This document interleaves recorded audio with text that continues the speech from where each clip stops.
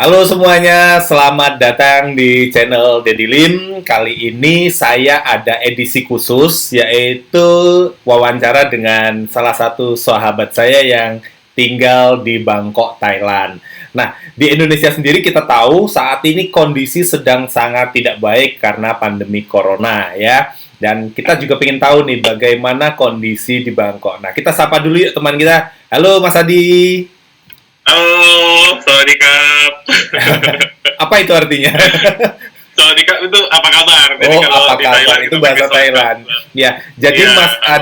Mas Adi ini aslinya orang mana tuh, Mas? Indonesia apa Thailand? Aku Indonesia. Oh, orang Lahir besar di Indonesia ya. Jakarta. Orang Indonesia besar di Jakarta. Ya, dulu Iya. pernah di Jakarta berapa lama, Mas?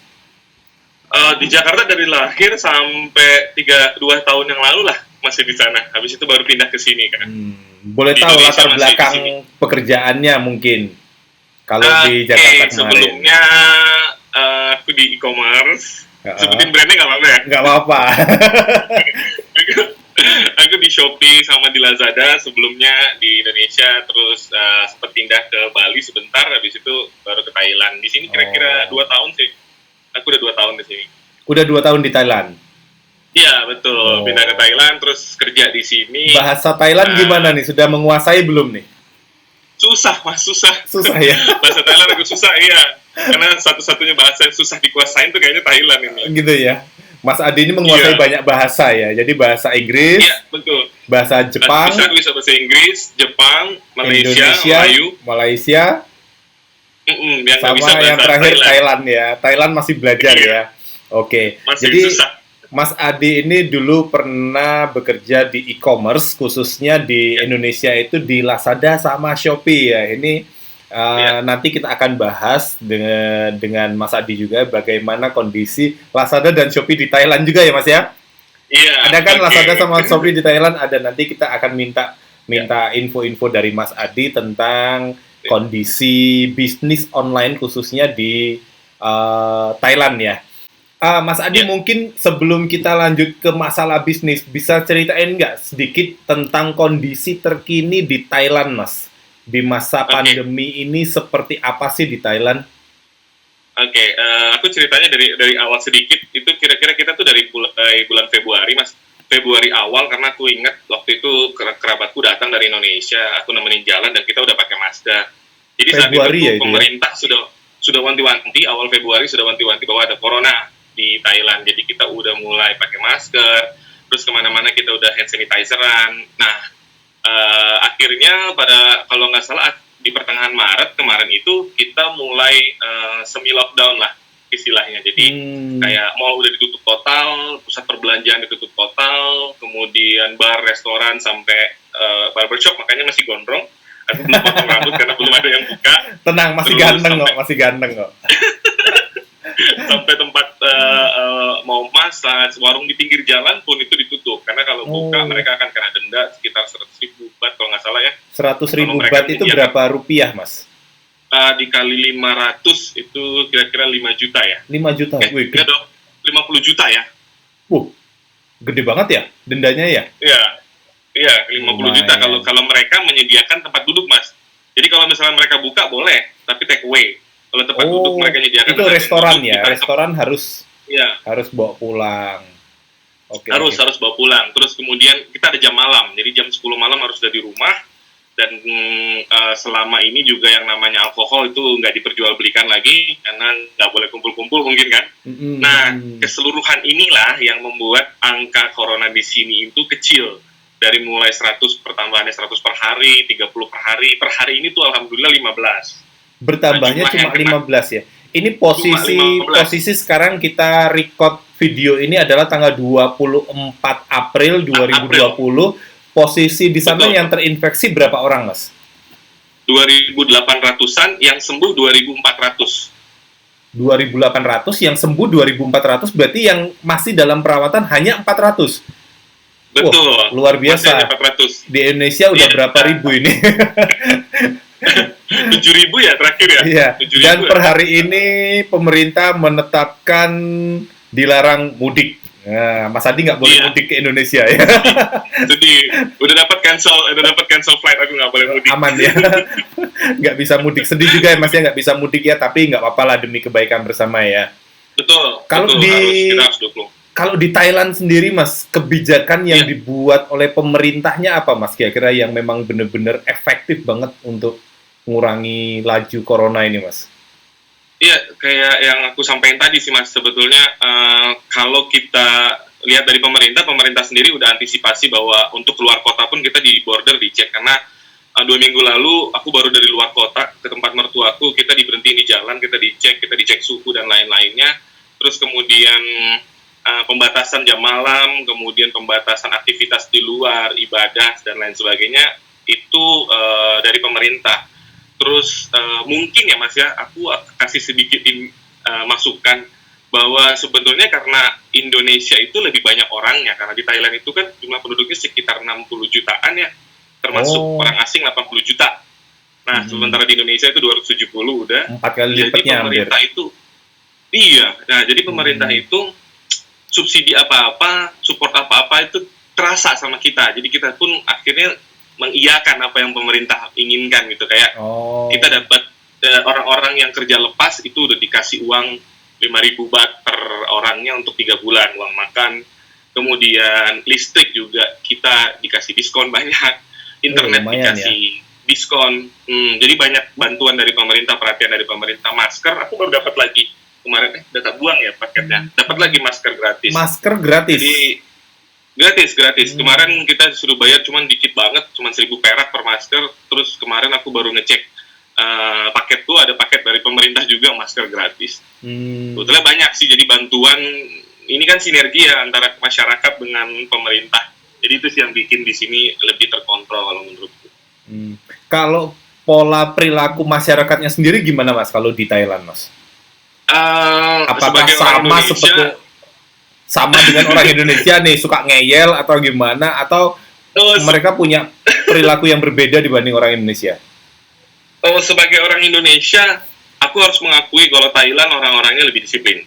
Lebih disiplin ya? Jadi, iya, ketika hari pertama kita ditentukan bahwa kita semi lockdown, itu jalanan benar-benar sepi, karena di hari itu kebetulan waktu itu aku keluar untuk kirim barang logistik, itu benar-benar orangnya nggak ada, dan yang biasanya aku tuh 30 menit itu sekitar 10-15 menit udah sampai ke tempatnya. Benar-benar nggak ada total sama sekali. Terus jam malam juga karena ada denda lagi Mas. Jadi kalau kamu keluar di atas jam 10, alasan apapun kecuali kamu pulang kerja, itu ditangkap bayar 10.000.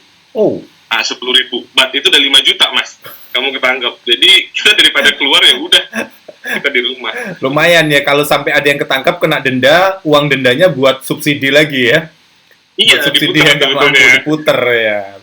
Iya, Luar biasa. betul. Tapi kita berharap lah ya Mas Adi ya, berharap semoga Iya. kondisi ini segera berlalu dan kita juga Amin, bisa amin. Kita berharap. bisa hidup normal lagi, khususnya kita Betul. yang hidup di dunia bisnis ya. Nah gini Mas Adi, kalau tadi kita ngomongin tentang situasi nasional, sekarang kita mau ngomongin tentang bisnis nih ya. Jadi kalau Oke. kita kena dampak ini, hampir seluruh dunia kena dampak, dan Betul. yang paling kena dampak signifikan banget adalah roda ekonomi ya, roda bisnis ya Iya. terutama ya.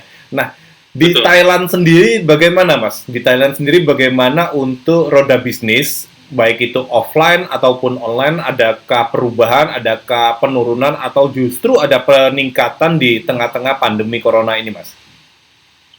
Oke, kalau kita ngomongin soal bisnis sih sebetulnya offline udah kena efek banget ya, karena kan offline itu ditutup mulai tanggal 18 Maret, itu udah banyak yang tutup. 18 Maret Semuanya, iya, tutup semua, jadi yang boleh buka tuh hanya restoran dan supermarket.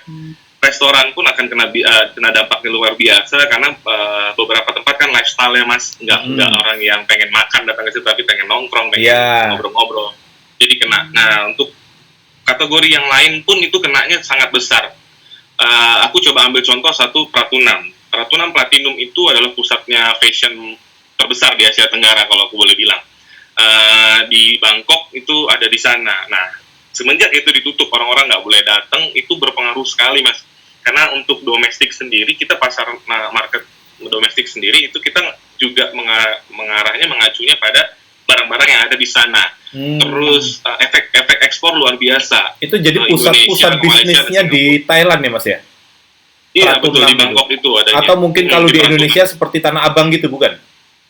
Iya betul. Oh betul. Jadi kayak pusat bisnis kayak Tanah Abang gitu ya? Iya, sama ini betul. Tanah Abang jadi, juga udah mulai ditutup ini. Kayaknya mesti begitu sih emang. Di sini juga karena tutup, ya itu dia. Jadi pengaruhnya karena beberapa toko itu juga nggak bisa buka kan, masih ada yang mereka akhirnya nggak jualan sama sekali, ada yang mereka masih bertahan dengan jualan online karena mau nggak mau kan ya, mereka juga butuh pemasukan, barang butuh diputar, jadi mereka tuh masih jualannya secara online walaupun tokonya tutup. Kalau online gimana Mas? Untuk online sendiri apakah ada kebijakan pemerintah atau apa yang untuk mendukung sektor ekonomi ini, roda ekonomi tetap berjalan Mas? Adakah kebijakan pemerintah untuk bisnis online? Iya, kalau aku lihat sih dari sisi pelaku bisnisnya, bisnis online ini kan ada beberapa faktor yang mengaruhi nih Mas ya. Salah satunya pasti logistik. Nah untuk logistik sendiri itu mereka masih tetap pada performanya, jadi pengiriman itu boleh dikatakan tidak terlambat, pun ada terlambat juga ya masih setengah hari lah, masih belum lama. Terus kemudian dikarenakan jalanan sepi, jadi pengiriman juga masih lancar. Nah, justru online itu lebih meningkat di same day dan COD, Mas. Karena mereka bisa pakai Line Man, bisa pakai Grab, bisa pakai pengiriman yang kayak Gojek ya di Indonesia ya, dengan harga yang lebih relatif murah, karena ada subsidi sebetulnya dari kantor dan dari si pelaku bisnisnya. Terus, berarti secara umum bisnis online justru mengalami peningkatan di sana, Mas? Iya betul, kalau secara umum bisnis online mengalami peningkatan. Hanya saja yang terpengaruh itu adalah kategori barang yang dijual, Mas. Karena kan nggak semua orang butuh barang yang kategorinya sekunder ya di bisnis online. Misalkan kayak misalkan kita ngomongin soal pakaian, mungkin nggak semua orang Mas butuh pakaian saat ini. Terus yang berhubungan dengan traveling, nggak semua orang, bukan nggak semua orang, memang nggak ada yang traveling jadinya kan. Jadi banyak kategori yang akhirnya berubah, sektornya berubah. Jadi kita nggak bisa main ego sektor lagi kayak tadinya kan aku jualnya juga produk beauty dan aku nggak bisa bertahan hanya dengan di produk beauty. Ada tips nggak Mas Adi untuk mungkin teman-teman baik itu di Thailand ataupun di Indonesia nih yang lagi dengerin, mungkin yang lagi nonton video ini, tips untuk teman-teman khususnya yang pengusaha online untuk bisa tetap survive nih Mas, untuk menghadapi pandemi ini kan kondisi ini kan ada beberapa temen yang ngeluh ke saya itu orderannya anjlok, turun drastis. Tapi beberapa temen juga ada yang justru, ini kesempatan nih, orderan naik banyak banget justru di saat kondisi seperti ini gitu loh. Nah ini kalau saya pribadi sih di toko saya sendiri mengalami peningkatan cukup signifikan nih ya selama pandemi ini ya. Jadi ini justru kesempatan kita buat jualan. Nah mungkin Mas Adi mau ngasih tips nggak buat temen-temen yang mungkin di Indonesia jualan baik itu di Lazada, Shopee, Bukalapak, Tokopedia, marketplace gitu, atau di luar itu FB Ads, IG dan sebagainya, bagaimana Mas? Kalau aku berkacanya dari dua superpower marketplace ini ya, Shopee sama Lazada. Mungkin di Indonesia juga sama. Di sini kita melihat trennya itu berubah total, itu dalam arti ke kategorinya. Nah, mungkin sebagai pengusaha yang pengen aku sarankan, pertama memang kita pintar dulu cari peluang. Kita lihat dulu apa produk yang akan kita jual itu kita harus jeli. Misalkan aku ambil contoh juga dari tokoku sebelumnya, aku sempat jual itu pakaian anak-anak, di mana sebelum corona itu dahsyat lah, penjualannya lumayan boleh dikatakan, alhamdulillah. Baju anak nah tiba-tiba kan di corona ini sama sekali orang nggak ada ngeklik. Kita kan bisa lihat view-nya, kita bisa lihat traffic yang kunjungin toko kita. Itu nggak ada, itu berarti penjualannya langsung turun drastis Mas? Iya, jadi langsung drop gitu, karena sebetulnya marketnya kan memang ke anak-anak dan orang tua, di mana orang tuanya juga memikirkan yang lebih penting, kayak jalurnya lebih ke kesehatan dan makanan. Iya, kesehatan dan makanan. Makanya akhirnya kita lihat nih peluang produknya bagus nih, kayak kemarin kita lihat oh ada mungkin kalau masker udah lumayan umum ya Mas ya. Ya, Tapi sudah banyak tiba-tiba ya. ada topi, ini masih fashion nih, ada topi yang ditutup. Nah itu tuh dari 3 minggu Kayak lalu masker. aku udah jualan. Topi kayak Enggak, masker gitu ya? topi, iya yang ditutup pakai Mika. akrilik transparan, plastik transparan ya. Oh, ya. Kayak APD Nah, jadinya ya.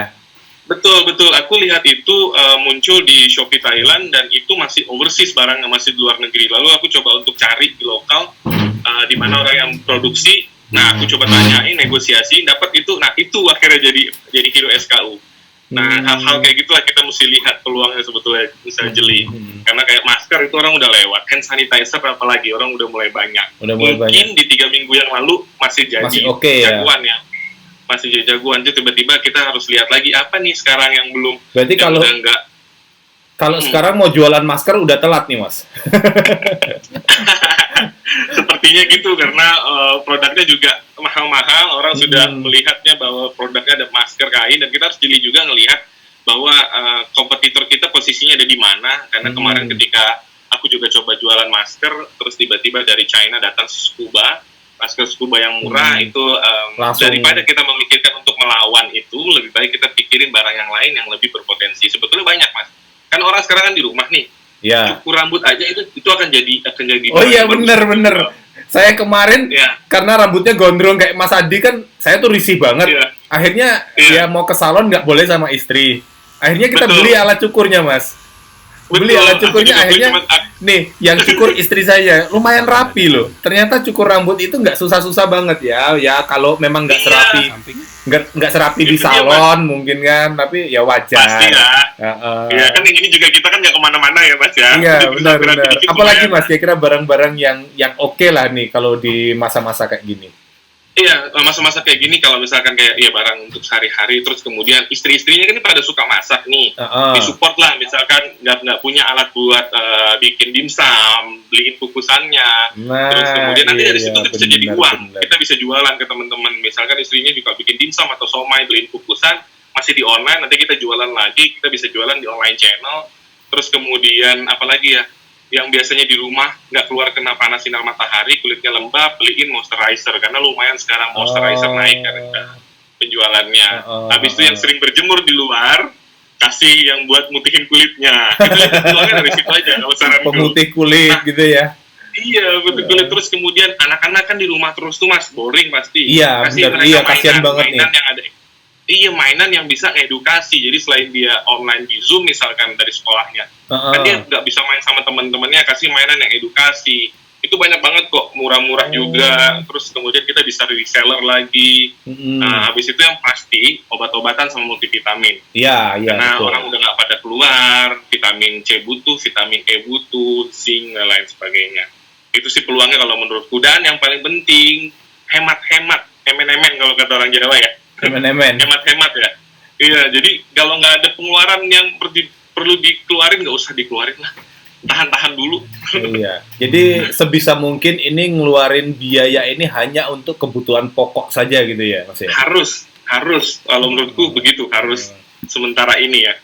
Nah, oke Mas Adi, ini tadi tips-tipsnya oke banget. Jadi buat teman-teman mungkin yang di Indonesia, mungkin selain kita ngomongin bisnis ini, mungkin Mas Adi mau ngasih tips-tips apa supaya para pendengar YouTube saya ini juga bisa menerapkan di Indonesia supaya kita bisa sama-sama mencegah corona ini, Mas, nggak semakin nyebar dan kondisinya bisa pulih seperti sedia kala. Contohnya misalnya contohkan di Thailand, kenapa Thailand bisa mengurangi banget dan penyebaran itu bisa turun drastis dan saat ini bisa dibilang udah jauh berbeda dibanding Indonesia yang terus menanjak ini jumlah pasiennya. Iya. Keluargaku masih banyak sekali di Indonesia, cuman aku sendiri yang di sini. Jadi aku ngerti banget apa yang dirasain sama teman-teman, sahabat-sahabat, sama saudara di Indonesia. Susah memang untuk ngejalanin kalau kita nggak kemana-mana. Susah memang untuk ngejalanin kalau kita nggak punya aktivitas yang reguler terkait dengan income. Tapi percayalah, kalau misalkan kita sama-sama tidak hanya mengurangi aktivitas, mengikuti aturan pemerintah pakai masker dan keluar cuci tangan, hand sanitizer, angkanya pasti akan turun. Karena semua dimulai dari diri kita sih sebetulnya, Mas ya. Betul. Jadi pesanku dari teman-teman di Indonesia lebih ke bersabar dan berusaha sebetulnya. Karena aku ngerti kondisi ekonomi sedang turun, semua orang butuh pemasukan, tapi kita semua punya jalan, kita semua punya Tuhan. Jangan khawatir, yang penting jalanin aja sebaik mungkin sih. Yang penting tidak menyusahkan orang, itu aja. Oke. Terima kasih banget Mas Adi. Jadi kita bisa dapat live report dari Mas Adi yang ada di Bangkok ya Mas ya, posisinya. Thank you banget. Iya, posisinya kita di Bangkok. Nanti kalau ke Bangkok kabarin. Iya, mudah-mudahan bisa segera pulang ke Indonesia dan kita bisa kopi bareng ya Mas ya. Harus. Dan iya, udah lama saya pingin sharing juga bagaimana pingin tahu ilmu-ilmu Mas Adi selama jualan. Jadi Mas Adi ini sudah jualan di Indonesia, jualan di Thailand ya. Jadi mengetahui banget bagaimana kondisi pasar online, khususnya marketplace seperti Lazada dan Shopee. Di sana yang kuat mana, Mas? Boleh tahu nggak? Mas Adi kan pernah di Lazada, pernah di Shopee. Kuatan mana kalau di Thailand? Nggak jadi direkam. Hampir sama ya. Iya. Sama lah Mas. Tapi selain dua ini ada lagi nggak yang lain Mas? Misalnya kalau di Indonesia kan ada Tokopedia, ada Bukalapak. Oh enggak sih, kalau kita ngomongin marketplace di Thailand memang cuma dua ini jagoannya. Tapi di Thailand kita punya line shopping dan Facebook marketplace yang sama kuatnya dengan mereka. Oh iya. Perbedaannya hanya di sisi keamanan. Jadi kalau misalkan Facebook marketplace kan transaksi langsung. Tapi either dia Facebook marketplace dan line shopping itu dua-duanya hidup di sini. Oh iya. Iya. Besar karena pengguna Line di sini lebih besar daripada WhatsApp kan. Di Indonesia kan orang pakai WhatsApp, di sini kita pakai Line, 90% orang pakai Line di sini. Jadi Line shopping itu pengaruh. Berarti WA kalah ya sama Line kalau di Thailand ya? Oh, jauh banget, kalah banget. Jadi aku juga pakainya Line di sini, kita nggak komunikasi lewat WhatsApp. Jadi kalau WhatsApp-nya cuma kalau mau ngirim kita aja gitu ya. Iya, orang Indonesia nih kalau WhatsApp tuh temenku Indonesia atau saudaraku di Indonesia. Oke, Mas Adi, terima kasih banget untuk buat sharing-sharingnya selama ini. Dan kita berharap supaya kondisi ini segera pulih ya Mas ya. Salam buat istri di sana, buat keluarga di sana semua, jaga kesehatan terus dan semoga bisnis kita terus tumbuh selama masa pandemi ini. Terima kasih Mas Adi, sampai jumpa lagi di lain kesempatan. Bye.